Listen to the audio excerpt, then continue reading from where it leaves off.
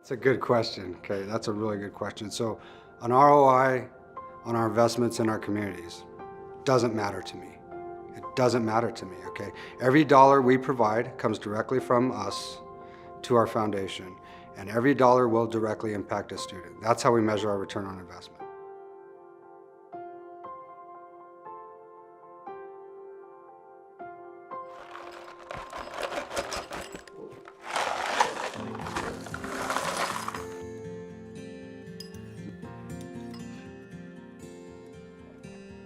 It's almost time to go. Do you have everything in your backpack? Books, homework, everything. Hi, my name is Charlotte Zwick. I go to school at Denver Academy. And you made your lunch today? Yep, and my backpack as well. It's Tuesday. Do you have SmartLab? Me and Gabby are working on My name is Caroline, and I am Charlotte's mom. I'm Carl. I'm Charlotte's dad. How's it coming along? really well. We're out to the 3rd level at this point. All right. Have a good day at school. I love you. Love you. Don't take away.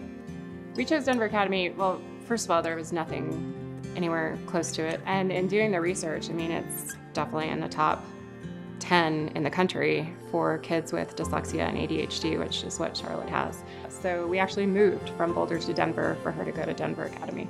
All the kids there are very smart. If they have a learning difficulty, they're here for a reason. Everyone is so welcoming. I love the teachers. I love projects that we do.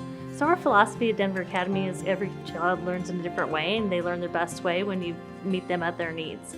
So we have the ability to have a structure for kids that allows for differentiation within the classroom, and then also within social and emotional needs as well. I've never experienced a place that is so special, where the faculty, the staff, everyone cares beyond their own bottom line about the kids. The teachers are wonderful, the kids are special, the kids are great, and that's why I've been here for so long. I guess one of the things that's really obvious is she's always had an aptitude for math, and at the very end of her time in public school, her love of math had dwindled a bit, and it really wasn't showing through. It was just hard because I learned differently than them. I was held back so much. It was hard for me to keep focused because my teacher would hand me a worksheet. I'd be done with it in around 5 minutes and keep working on it for another half an hour. And when we got here, she really blossomed because she felt challenged, was able to take on the challenges in the way that she wanted to. She was able to understand how she learns better and advocate for herself and really step out of some of the boundaries that she was seeing in her other environment. It's been awesome. Every kid there is amazing. They're all very supportive. SmartLab is definitely my favorite class at the time being. You know, to be at a SmartLab that we've donated and to see the kids engaged and excited about technology, whether it's coding or robotics, or it's exciting. And it's an opportunity I didn't have as a child that I know would have meant a lot to me. And generally, we just need more exposure to STEM. It's important, it's the future of our country, and it's what's driving our industry. We've always tried to implement STEM activities within our own curriculums, but now to have a space for that to take place is wonderful. The kids have more excitement to go to a smart lab, and the Campos EPC provides that for them. Every kid I know loves it and looks forward to it. It's recess is over. Oh, it's SmartLab now. Charlotte has an amazing computer mind. She's an amazing coder and has been coding for a long time. So Charlotte is definitely a go-getter. She already knows a handful of coding languages herself and was really able to establish almost like a teaching role herself here and become like an independent worker and role model for the other kids. I started out with Scratch in 2nd-ish grade. It's what all the beginner coders start out with. I used it in SmartLab, and I got to teach a few kids some stuff. So we started out the year with circuitry. We built automatic wind farms. We had little propellers that would power an LED light and that would lit up. Some of the projects they've been working on recently are the Lego WeGo, where they get to construct different types of robots and code them using an iPad. Another is constructing kind of hand building. So we try to do computer-based and hand building and switch between those two platforms.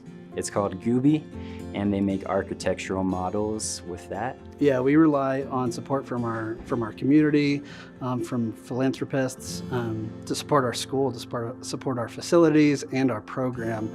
We don't get government assistance, so support is huge for us. You know, where we're affecting over 3,000 kids a year through our foundation, through things like SmartLabs, so facilities, scholarships, summer bridge programs at universities, internships, mentorship. Ultimately, we're looking at a path where we can significantly affect minorities and women in the communities that we serve to get them involved in STEM fields. Being a female in engineering, I have noticed that a lot of girls, we lose a lot of girls in middle school and high school because they stop feeling confident in math and science. And one of the great things about DA is that they have allowed Charlotte to go at her own speed in math. And now with the new Campos EPC SmartLab, she is able to really show her strengths at school. And one of her strengths is coding. I think the biggest piece of growth for her is being comfortable and being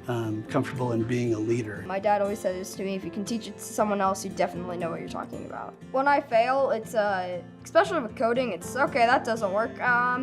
Let's try this now. If you can turn that into your motivation, you can turn that disappointment into fuel to keep going. Especially when I was first learning Java, and I'm looking at this code and I'm like, this is perfect, and I've somehow spelled something wrong. And I'm like, nothing's wrong with the coding part, it was the spelling. And just having something click.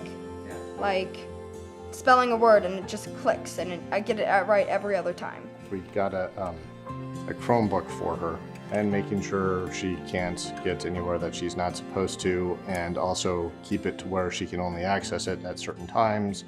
We installed software. We fought for a year and a half on her finding every back door and how to shut that off and get around it. And we would have to check it pretty much daily to make sure Yes. it was still installed. Apple is much better at parental controls. So She hasn't figured that one out yet. yeah, Actually, that's we all wouldn't I'm know if she had. It's transformative. I've watched kids come with anxieties and difficulties in learning, and then I've been here long enough where now they come back and visit me, and they're in college or they've just graduated college, and it's because of what we do here that they can succeed in academics, but in life in general. The return on investment doesn't come from our clients. It doesn't come in our pocketbooks. It comes with the person that I run into at Chipotle that says, hey, I went into your summer bridge program last year and now I'm going to CU Boulder. That's where it matters, and that's the return. Because at the end of the day, our companies will morph, the industries will change, everything evolves, but that student's life was impacted. That's how we measure our return. The Campos EPC has been incredible. I've loved working with the STEM lab, and I love what they've done with it, and I really hope they continue on, put this in different schools, give kids like me a chance to go on out there, put ourselves in the world, and giving us this great opportunity to learn.